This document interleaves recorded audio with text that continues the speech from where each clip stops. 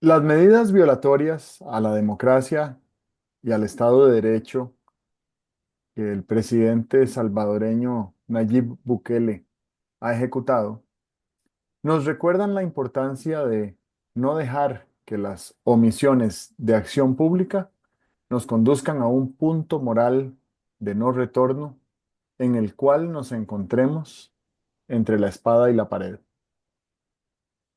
Buenas tardes, Álvaro Cedeño y Álvaro Cedeño les saludan en este episodio número 241 de Diálogos con Álvaro Cedeño. Esta es una conversación intergeneracional que toca temas como acción humana eficaz, espíritu emprendedor, transformación de conflictos y política pública. Hoy para conversar sobre el artículo publicado esta semana en la página web alvarocedeno.com titulado Omisiones letales. Papá, buenas tardes, ¿cómo ¿Qué estás? tal? Buenas tardes. Muy bien. Pues sí, uno cuando piensa que ya pasó el último gran episodio noticioso de la humanidad, viene uno nuevo, ¿verdad? Ah, sí, Y sí, la aquí semana, no hay cómo aburrirse. eso por un lado, y por otro lado, pues ya no podemos pretender tapar el sol con un dedo, como lo hemos logrado hacer hasta ahora los últimos 25 años más o menos respecto a la erosión de la democracia Sí, como institucionalidad, ¿verdad? Me sí, parece sí, que vivimos una época de unos años para acá donde los esfuerzos por la erosión de la democracia son intencionales y además son efectivos. El otro día estaba escuchando una charla de TEDx de Leopoldo López, este hombre que fue alcalde de Caracas y luego fue candidato a la presidencia, lo encarcelaron y ujú, estuvo encarcelado 7 años caray, en un ujú, calabozo.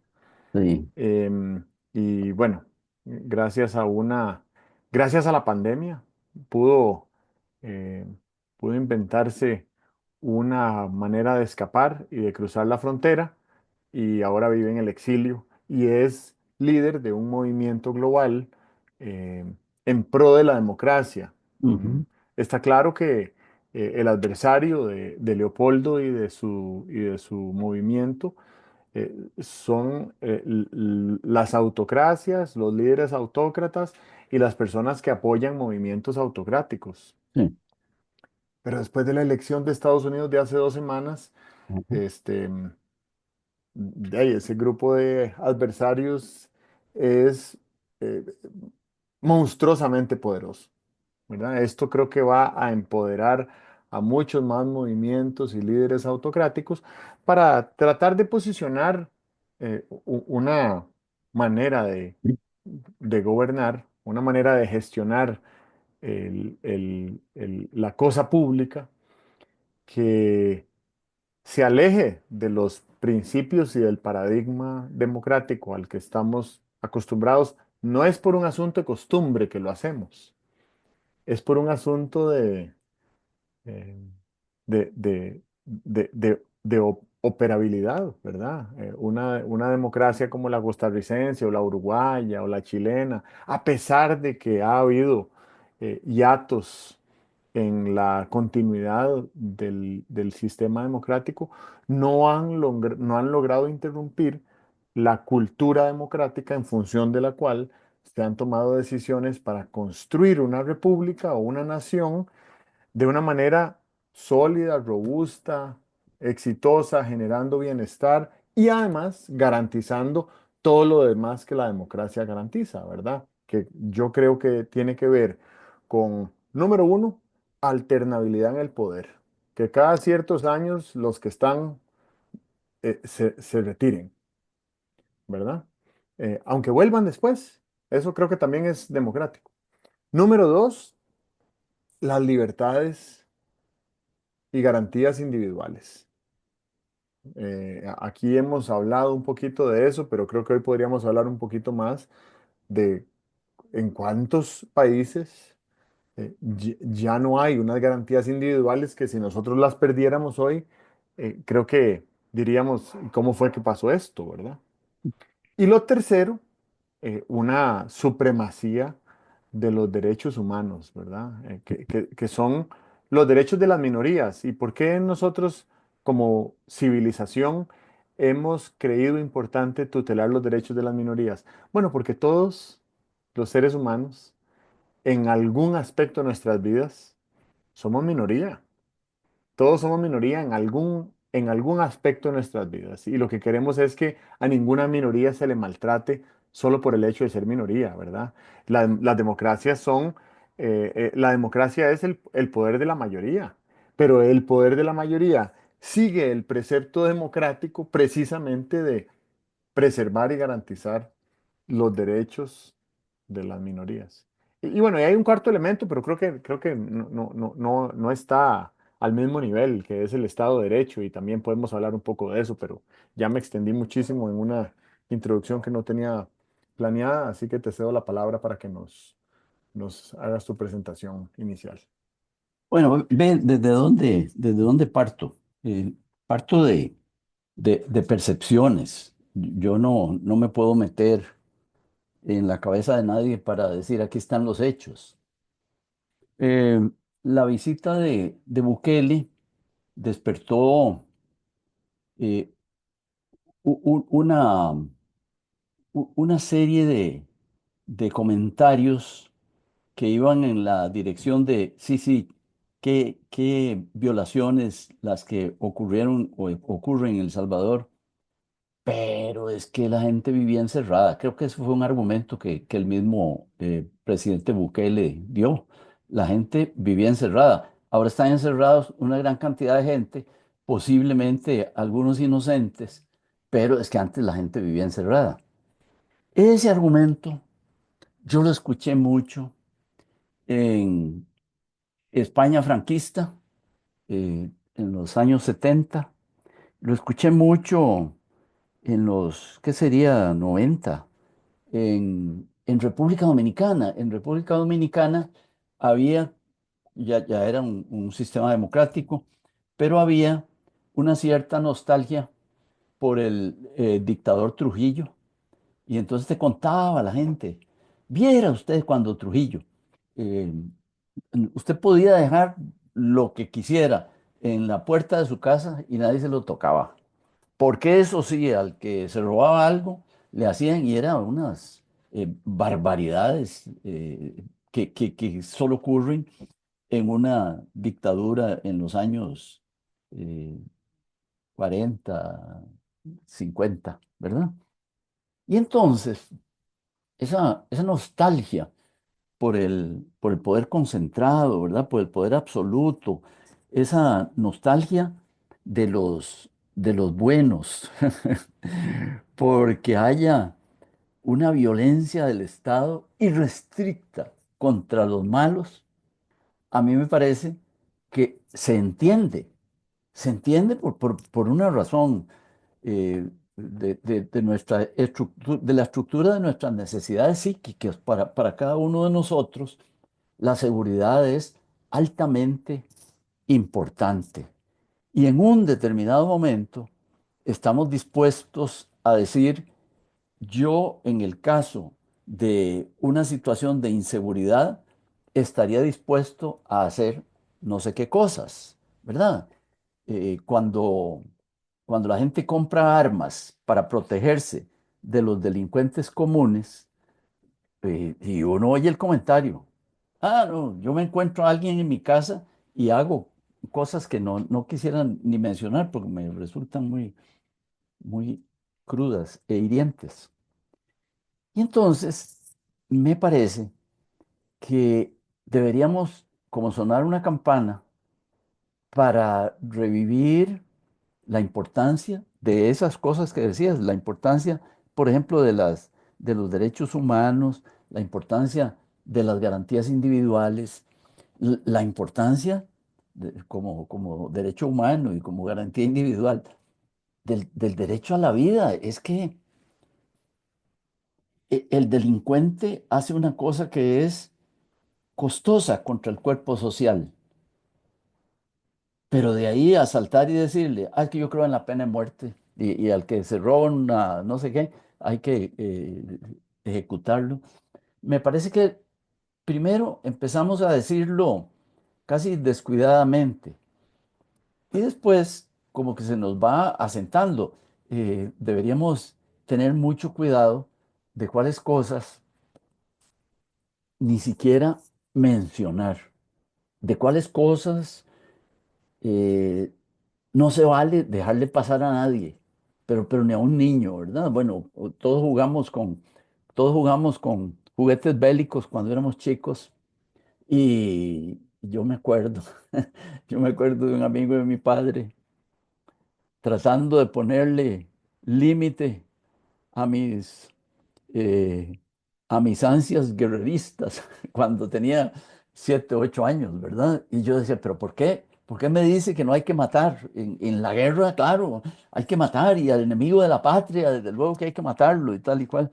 Bueno, tenemos que reflexionar sobre eso y decir, sí, mi hogar es muy respetable por mí y por todos los demás. Eso es vivir en un estado de derecho. Pero eso no quiere decir que al que viola mi hogar yo tengo derecho a hacerle un daño desproporcionado y tal. Ahí está el derecho penal diciendo con detalle qué se vale y qué no se vale, ¿verdad? Bueno, siento que reflexiones como las del derecho penal, como las de los derechos individuales en la Constitución y tal, hay momentos en que hay que volver a revisarlos, ¿verdad? No se trata, bien interesante, bien interesante. Hay una, un matiz en la democracia, y es que la democracia siempre quiere que no haya una minoría que se imponga, pero una buena democracia también debe querer que no haya una mayoría que se imponga de cualquier manera ni en cualquier dirección. Hay eh, unos derechos de mayoría, pero la mayoría no tiene todos los derechos. Están limitados por la Constitución y por otros convenios, por otros acuerdos que me parece que son tan o más importantes que la Constitución, como los derechos humanos, sí, por la dignidad del hombre, así como sustrato de los derechos humanos. Entonces, me parece, primero, que hay que responsabilizarse por la forma como hablamos y como pensamos. Y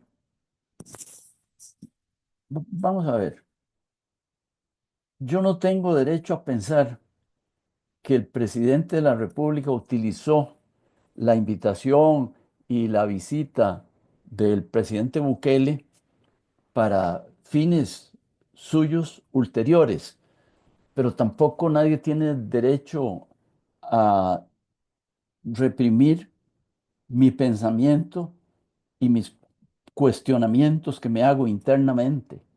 Y concretamente, lo que quisiera dejar muy claro es que por más que los resultados de lo que el presidente Bukele ha hecho y por más simpatía que pudieran despertarle a alguien en el país, hay unos principios, hay unas normas a las que yo quisiera atenerme. No porque me gusten las normas, no porque sea de buen tono apegarse a las normas, sino porque creo que hay normas que si se rompen, se rompe nuestra forma de convivir y se rompen derechos muy sensibles de nuestra parte. Ese es el arranque de mi preocupación. El resto de la preocupación, y podría volver sobre esto, es que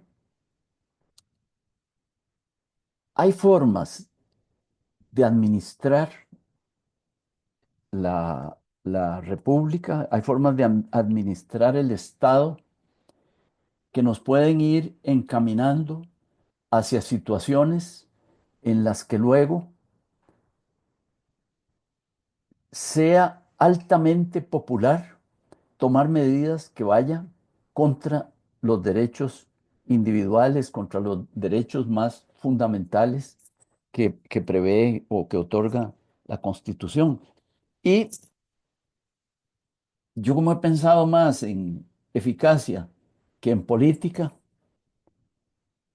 me parece que la falta de eficacia de las administraciones públicas, no de esta ni de la anterior, de todas juntas, nos pueden ir conduciendo en direcciones hacia puntos de no retorno. Y eso es la otra campanada que quisiera dar en el sentido de que cada vez que se, se se deja de hacer algo, cada vez que no se resuelve un problema sustancial, podríamos estarnos poniendo en la dirección de llegar a un punto de no retorno, donde luego estaríamos entre la espada y la pared y podríamos empezar a mirar algunas soluciones que en tiempos de normalidad las rechazamos totalmente, empezar a mirarlas como inevitables. Em, Empiezo por esto último que decías. Yo creo que hay que tener muy claro, eh, al menos un esquema básico de costos y beneficios cuando uno habla de esos intercambios forzosos que invita a hacer un cambio de régimen. No estoy hablando de un cambio de administración, estoy hablando de un cambio de régimen, ¿verdad? Cuando cuando una nación em, deja de ser democrática y pasa a ser, pues, otro régimen diferente, em, es altamente probable que se perciban a corto plazo una serie de beneficios. La pregunta es: ¿a qué costo? Claro. Ujú, ujú. Em, yo pienso, por ejemplo, en la forma como funciona de manera imperfecta la contratación administrativa aquí en Costa Rica. La contratación administrativa, por cierto, es un marco normativo para que entidades privadas, locales y extranjeras, contraten con el Estado para proveeduría de servicios, de productos, ejecución de obra, y la legislación específica de concesión de obra pública, para hablar de una en particular, esa legislación se ha venido depurando cuatrienio tras cuatrienio los últimos 30 años. Es una norma muy robusta y aún así es muy difícil la contratación administrativa por una serie de razones, contratación de obra pública, perdón, por una serie de razones, algunas técnicas, otras burocráticas, otras financieras, otras éticas, eh, y, y entonces es un proceso que todavía está buscando cómo mejorarse. Pero hay países donde el cambio de régimen de democrático a autocrático simplemente le pasan candado a toda la contratación administrativa, no solo a la concesión de obra pública. Entonces, a partir de ese momento, quienes están en el poder deciden cuáles obras abrir a concurso, a cuáles proveedores aceptar y a cuáles proveedores adjudicar. Y entonces ahí se convierte en un régimen donde, pues, solo los amigos del, del que tiene el poder pueden participar de esos contratos, ¿verdad? Y a partir de que pasa eso, cualquier otra entidad que tenía como giro de negocio venderle productos y servicios al Estado, eh, o se queda por fuera del mercado o tiene que buscar cómo hace para plegarse al régimen, ¿verdad? Plegarse al régimen es, eh, simpatizar con ese nuevo paradigma de gobierno. Y eso, pues, implica una serie de pérdidas, ¿verdad? Sobre todo la pérdida de libertad, la pérdida de transparencia, la pérdida de competitividad. Y creo que además debe traer un peso en la conciencia que seguramente no lo deja nunca a uno, ¿verdad? De decir, bueno, la verdad es que para poder seguir en lo que estaba, tengo que simpatizar ahora con estos que están adentro. Y eso es muy común, eso es muy común y pasa en Venezuela y pasa en Nicaragua y pasa en China. Por supuesto que pasará en Estados Unidos, ¿verdad? Y me imagino que también pasa en El Salvador. Em, estos movimientos de tendencia autocrática, bueno, la instauración de un régimen autocrático no es algo que sucede de la noche a la mañana, pero sí hay puntos de inflexión donde si uno vuelve a ver para atrás 15 años, dice, ah, esa fue la que cambió, ¿verdad? Cuando Hugo Chávez fue electo presidente en Venezuela, me parece que en el 1998 o 98, creo que sí. em, Eso cambió todo, porque a partir de ahí, desde adentro, él empezó a erosionar la institucionalidad para reducir o mitigar la influencia de sus opositores en el ejercicio autocrático del poder. Autocrático quiere decir absoluto del poder, una entidad que, que tiene todo el poder y que no tiene frenos y contrapesos y que no tiene balances dentro del Estado y que no tiene oposición. Entonces, por ejemplo, un autócrata que tiene más de 20 años en ejercicio del cargo, eh, como Tayyip Erdogan, el presidente de Turquía, pues él siguió al dedillo el libreto de los autócratas que son electos por vías democráticas, porque eso es lo menos disruptivo, ¿verdad? Es más disruptivo alzarse en armas y tratar de tomar el poder por la fuerza que hacer un partido político o alquilar un partido político taxi y ganar la elección y a partir de ahí empezar a erosionar los mecanismos que estimulan la democracia y la alternabilidad en el poder. Entonces, Erdogan en sus primeros años de gobierno empezó por eh, tomar medidas ejecutivas para cerrar medios de prensa o castigar medios de prensa o dificultarle a los medios de prensa ejercer la libre prensa. Empezó a castigar y sancionar partidos políticos, partidarios de oposición, encarcelarlos sin ninguna razón aparente, dificultarles la existencia a esas personas hasta que terminan yéndose del país, muchas de ellas, ¿verdad? Igual con empresas que no son simpatizantes con el régimen y entonces les hacen la vida imposible, les hacen persecuciones y estudios e investigaciones y eso lleva a un desgaste de esas entidades, ¿verdad? Las empresas, una cosa es estar en una crisis temporal y otra cosa es estar en una crisis permanente donde el gobierno es nuestro adversario para poder seguir cumpliendo nuestra misión.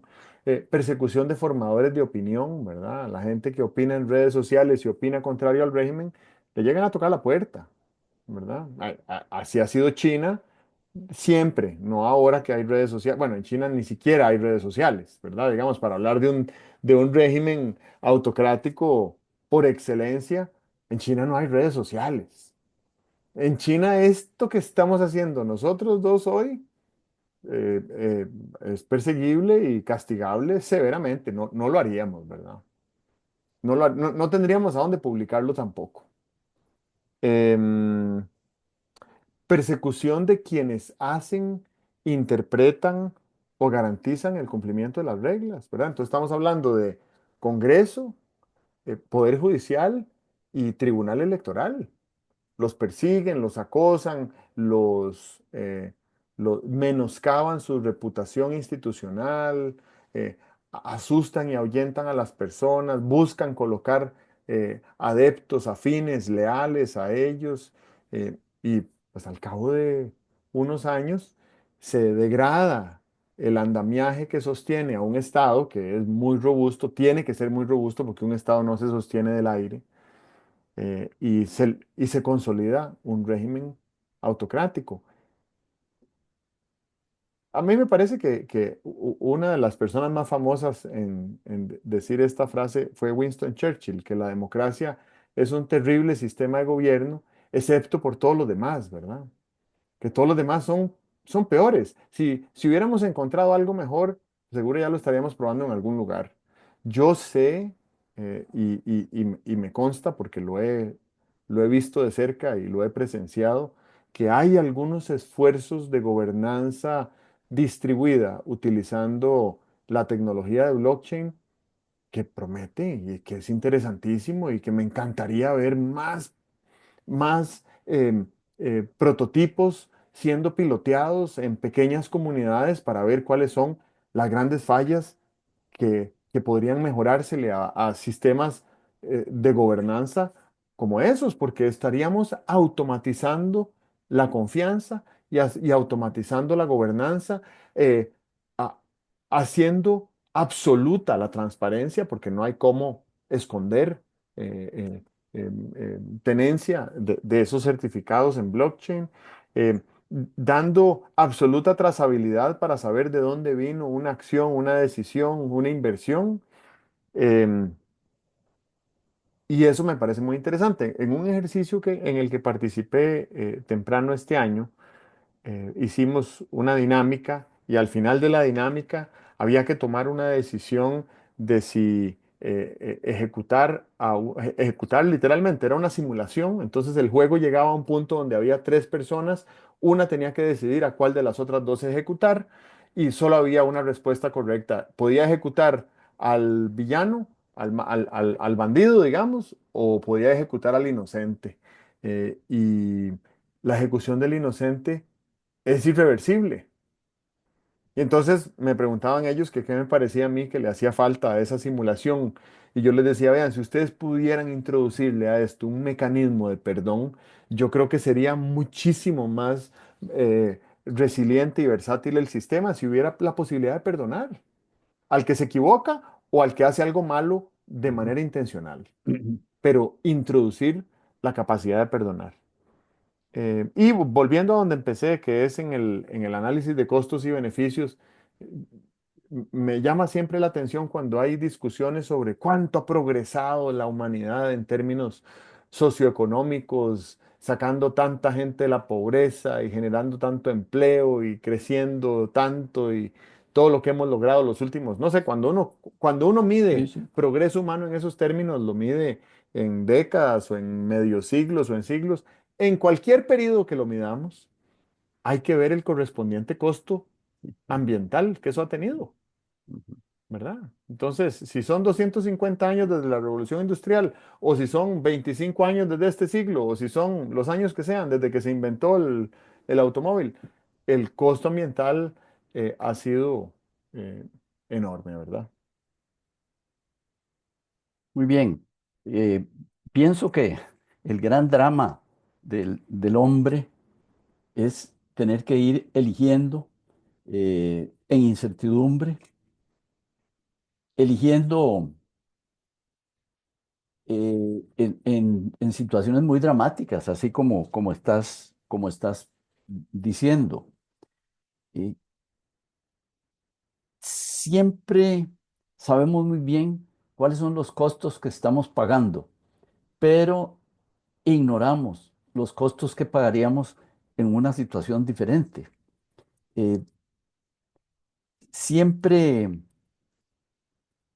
estamos muy prontos a señalar lo que debe ser cambiado, pero como lo que debe ser cambiado es cambiado en el futuro y el futuro es incierto, nunca sabemos cuáles son los costos de ese cambio. Entonces, en una situación como esta que vive el mundo, primero era desafecto con la democracia, Recuerdo una época en que, siguiendo a un autor francés, se hablaba de indignación en la democracia y era muy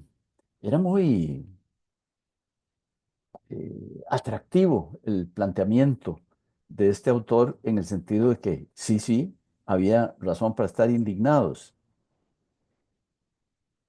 Yo pienso que la democracia implica unos costos que por alguna razón, dando la democracia por supuesta, eh, dando por supuesto que la democracia tenía unos cuantos enemigos fuera de los sistemas democráticos, uno podía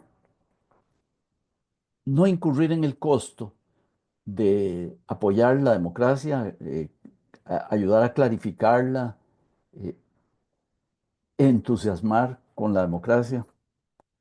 Pero creo que hemos llegado al final de ese camino, ¿verdad? Es inexplicable el resultado de las elecciones en Norteamérica.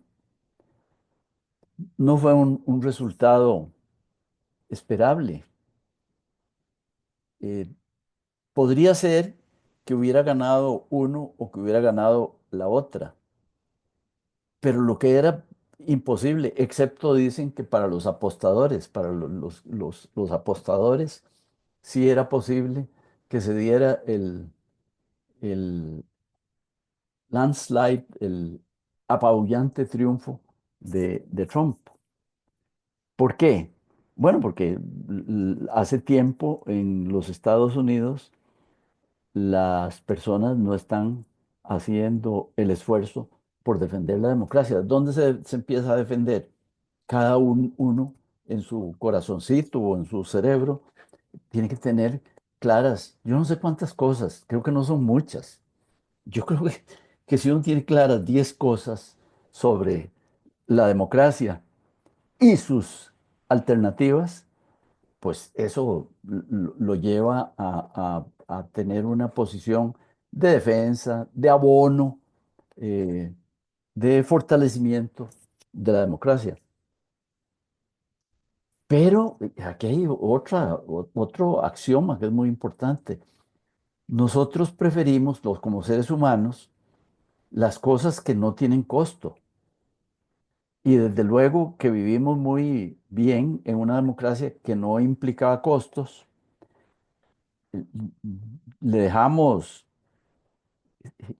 malentendimos que la democracia era algo que le debería interesar a los políticos y no a los ciudadanos. Y entonces bajamos la guardia, miramos en otra dirección, nos pusimos a dedicar la energía a otras cosas. Y claro, si hay agentes, los políticos, que manejan los asuntos del Estado a costo cero del ciudadano, pues eso es lo mejor. Pero eso no es posible. Y no es posible cuando de pronto la democracia empieza a quedar debiendo resultados. Antes cuando decías que una de las cosas que hace la democracia es la alternabilidad en el poder, yo recuerdo durante años haber pensado que a la democracia no había que exigirle nada más que el hecho de que pudiera producir alternabilidad en el poder de manera no cruenta. Pero eso, desde luego, era una versión minimalista de la democracia. Porque si la democracia, ahora estoy convencido de eso, si la democracia no nos va acercando en el tiempo al bien común, lo que ocurre es que viene la desafección de la democracia, especialmente por los que salen más perjudicados por esa falta de eficacia de la democracia en acercarse al bien común. Y entonces creo en que lo de la alternabilidad en el poder que hace la democracia lo hace muy bien. Lo de la eficacia no lo hace tan bien. Veo a Costa Rica yo pienso que en Costa Rica utilizar delictuosamente un colón de gasto público es primero muy difícil y segundo es perseguible. Y hay órganos que lo persiguen y tal. Pero utilizar ineficazmente el poder no es perseguible. Y entonces ese es el terreno de todas las omisiones que hacen que gobierno tras gobierno uno siente que nos van quedando debiendo y eso no es perseguible, a pesar de que la Constitución señala que los que ejercen el gobierno son responsables por las omisiones, no son solo responsables por los errores que cometan, sino que son responsables por las omisiones. Pero resulta que así como tenemos un órgano sólido, con muchísima reputación como la Contraloría General de la República, para velar porque no se gaste indebidamente, ilegalmente, un colón de gasto público, no tenemos forma de medir la ineficacia y de hacer responsable a los que sea de esa ineficacia. Y eso, desde luego, que va progresivamente deteriorando el bien común. Me parece que sin que lo puedan articular de esa manera, la población de los Estados Unidos votó contra el deterioro de su bien común. En Norteamérica, el bien común se llama sueño americano y la gente ha visto que el sueño americano ya no es verdad para grandes mayorías. Y cuando no es verdad, para mí, yo voto como votaron. Entonces, bueno, ahí está planteada la cosa, ineficacia eh, como alejamiento de los resultados con respecto al bien común. Eso produce un debilitamiento de la democracia. No es para hoy y tal vez no, de mi parte no sea para nunca el decir cómo podemos recuperar el camino, cómo podemos recuperar la senda, pero sí que no estarse preocupando por eso. Imagínate, a mí me parece que en este momento invitar a alguien en Costa Rica a que forme parte de un movimiento político, pues debería obtener como respuesta que esa persona dijera, bueno, ustedes quieren que yo forme parte de este movimiento político, ¿cuál va a ser el remiendo que le van a hacer a a la democracia? Porque otra campaña política, como todas las campañas políticas, otra administración, como algunas administraciones pasadas, no van a resolver el problema. Y lo más urgente que tenemos es resolver ese problema de desafección a la democracia. Y es bien interesante.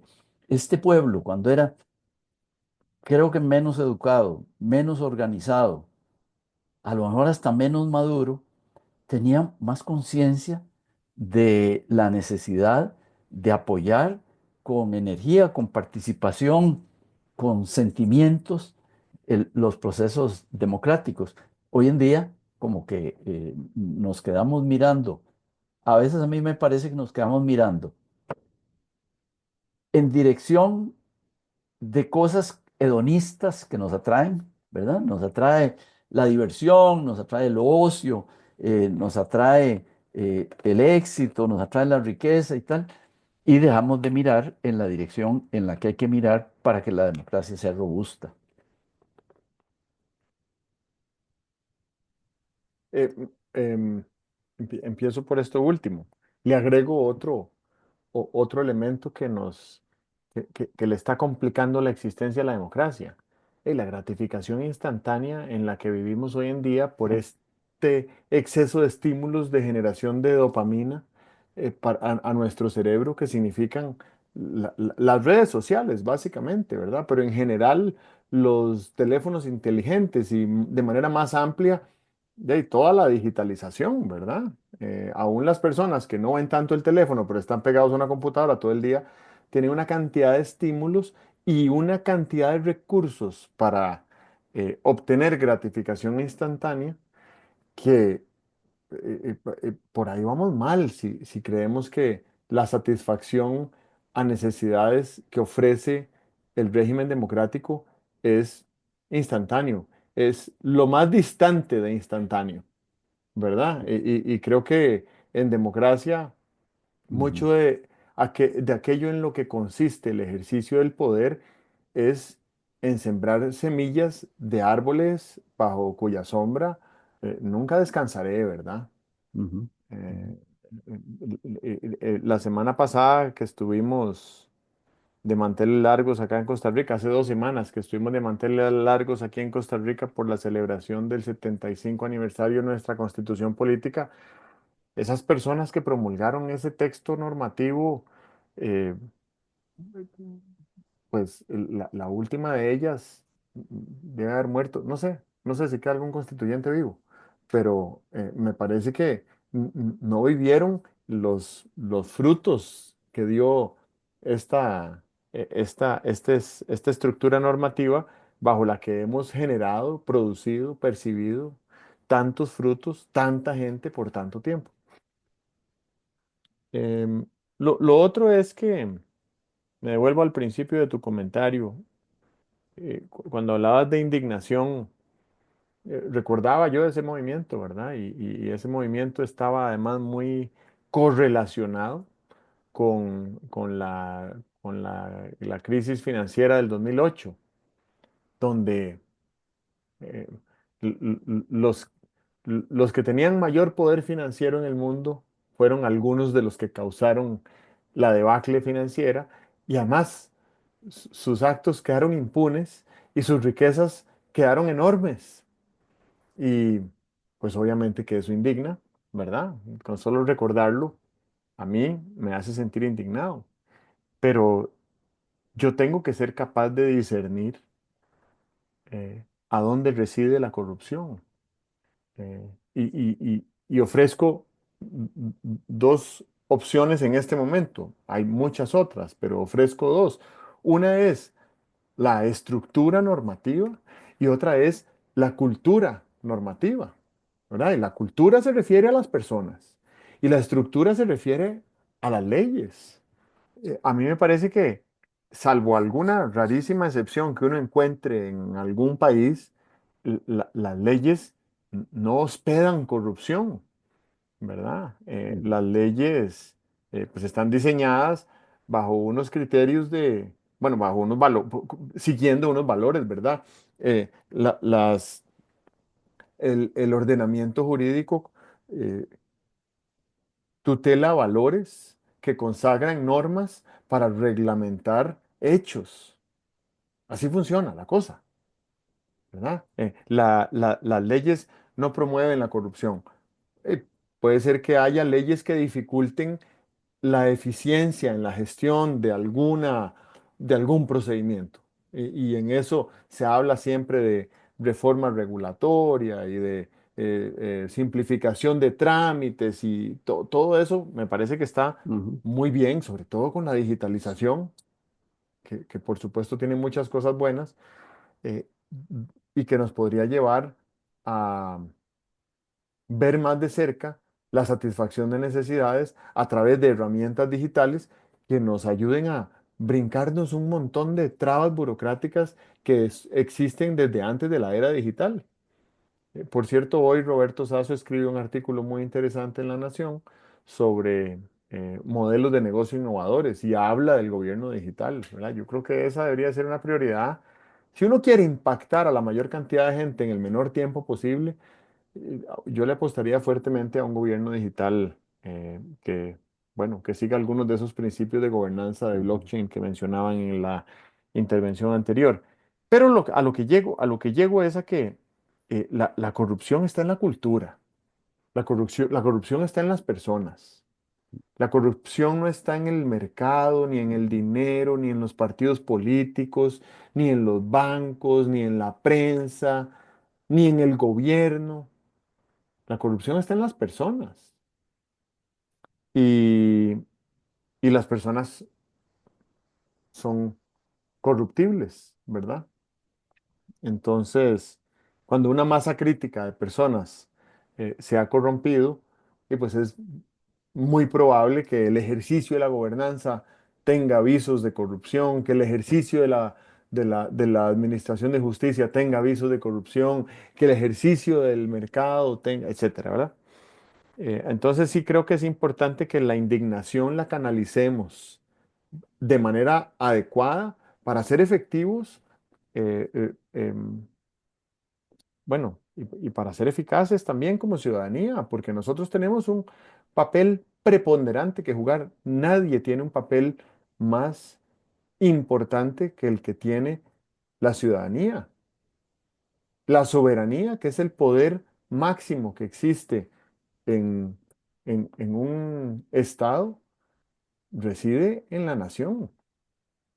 ¿Verdad? Y si la nación, enojada, indignada, desesperanzada, cabreada, el nombre que uno le quiera poner al sentimiento predominante que haya en la nación, si esa nación, con toda esa emoción, embiste la estructura normativa, se queda sin estructura normativa, sigue teniendo una cultura corrupta y, ahí, y no se le va a bajar la emoción, no se le va a bajar la ira. Probablemente se le vaya a convertir en lamento y decir, y ahí a Charita, ¿verdad? Qué lástima que nos, que nos tiramos la estructura y la estructura es como, como la cobija con la que uno duerme, ¿verdad? El frío no está en las cobijas, dice Ujú, el ujú, refrán. ujú, ujú. Em, una muy breve mención a la elección estadounidense. Yo creo que las empresas encuestadoras y tienen mucho trabajo que hacer, ¿verdad? Porque, porque todas estuvieron muy lejos, o las principales estuvieron muy lejos del resultado final de esa elección, muy lejos. Casi que se siente como que estaban manipuladas o estaban queriendo manipular. Y eso no está bien porque uno siempre confía en las encuestas. Eh, Después creo que hay algo sobre el contrato social y eso creo que es otro tema aparte. Pero sobre el contrato social, brevemente quiero decir que a mayor involucramiento y participación de la ciudadanía en la atención de necesidades dentro del bien común que tenemos como sociedad, entre mayor sea esa participación, m- mejores tenderán a ser las personas que se candidateen a puestos de elección popular. Porque en ese ejercicio de participación ciudadana surgen nuevos liderazgos o viejos liderazgos, pero liderazgos que aprenden a escuchar, a gestionar acuerdos, a promover consensos, a dialogar. Y eso es lo que necesitamos, mejores candidatos. Tú recordarás, y muchos de quienes nos escuchen recordarán la elección presidencial del 2006. El candidato del partido oficialista eh, decide sacar una campaña política memorable, inolvidable. Todavía, hoy, 18 años después, la recordamos. La campaña del menos malo. Era una campaña que logró captar con precisión absoluta el sentir de la gente respecto a la democracia electoral, que era, todos son malos. Y entonces, si todos son malos, toca elegir al menos malo. Y entonces ese candidato presidencial eh, usó el eslogan de el menos malo. Y fue, bueno, aquí estamos hablando de aquella campaña. Pero yo digo, desde el punto de vista de la dignidad y de la moral, Ujú, ¿verdad? Y de la moral pública, es ujú, decir, eh, yo soy malo. Ujú, y soy mal candidato y seré mal presidente, pero soy el menos malo de todos. ujú. Esa es una, eso es un grado de corrupción.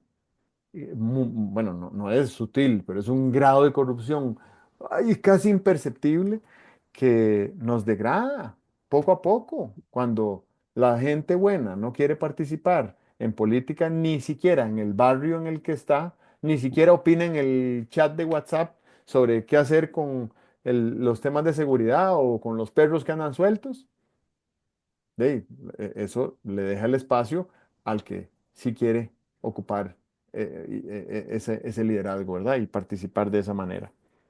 Entonces, el contrato social me parece que uno de los resultados más tangibles que tiene que ofrecerle a, a la nación y al gobierno y que se retroalimenten entre sí es mejores candidatos. Y bueno, no, creo que las otras cosas las puedo dejar para otro momento. Me doy por satisfecho. Qué bonita conversación. Te dejo para que cierres. Cierro señalando que el tiempo pasa silencioso, nadie lo detiene, no nos apercibimos del paso del tiempo. Qué grande está tu hija, mira, pero se acaba de nacer, porque no tenemos una noción que nos permita ver cómo pasa el tiempo. Y en ese tiempo, en una democracia, en un país, puede estar ocurriendo un deterioro silencioso también. Entonces, la llamada de atención es, el tiempo pasa, las cosas se pueden deteriorar de manera silenciosa, estemos alerta sobre esas dos realidades. Muy bien, Excelente. ok, Muchas gracias. bueno, Que estés muy gracias a bien. ti también, que tú Nos estés vemos. bien. Ujú. Chao.